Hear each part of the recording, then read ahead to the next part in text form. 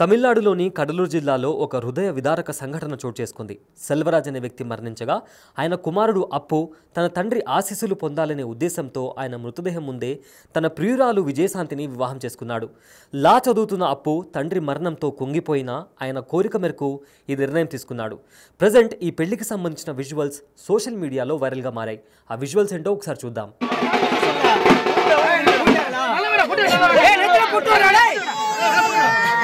நான் வாக்குல புட்டிக்கு சொல்ல ஏய் கொஞ்சம் பொட்டு வச்சுடா ஏய் கொஞ்சம் பொட்டு ஓடுற கூட எதுல புட்டு வைடா அத வச்சிருக்காரு தெரியல மாஸ்டர்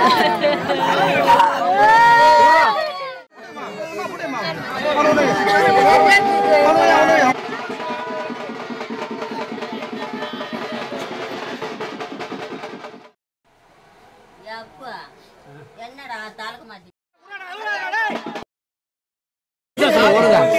யாரச்சு சோப்பு எடுத்து சொல்லல குங்குமம் இல்ல சோப்பு போட்டு வர சொன்னா அட உள்ள போக யாரச்சு சோப்பு எடுத்துறா யாப்பா என்னடா தாலக்கு மாத்தி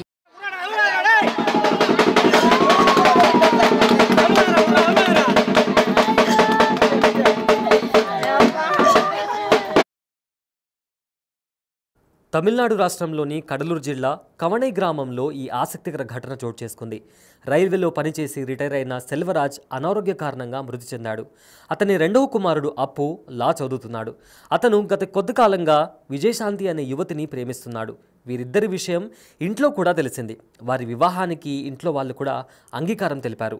చదువు పూర్తయిన తర్వాత పెళ్లి చేయాలని అనుకున్నారు. అలా వివాహం చేసుకోవాలని నిర్ణయించుకున్న వారికి తండ్రి మరణం కలవరపెట్టింది. చదువు పూర్తయిన తర్వాత వివాహం జరిగితే తన తండ్రి పక్కనే ఉండి ఆశీర్వాదం తీసుకునే అవకాశం ఉంటుందని భావించిన అప్పు తన తండ్రి మృతదేహం ఎదుట వైవాహిక జీవితంలోకి అడుగుపెట్టాడు. తమ గ్రామంలోని కౌంజియప్పర్ కాలేజీలో డిగ్రీ 3rd ఇయర్ చదువుతున్న విజయశాంతిని పెళ్లి చేసుకున్నాడు. అంత్యక్రియల మధ్య పుట్టెడు శోకంలో ఉన్న కుటుంబ సభ్యులు అప్పు విజయశాంతిల వివాహం జరగడంతో ఆశీర్వదించారు. ఇలా వీరిద్దరి వివాహం దేశవ్యాప్తంగా పెను సంచలనంగా మారింది.